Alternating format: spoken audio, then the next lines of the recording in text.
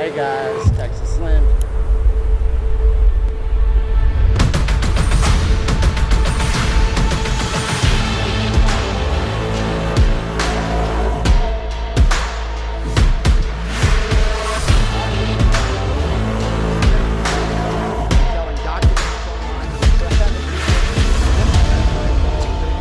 Has lost thousands of farms in just a few years. 141,000 farms have disappeared in just 5 years, with over 20 million acres of farmland lost.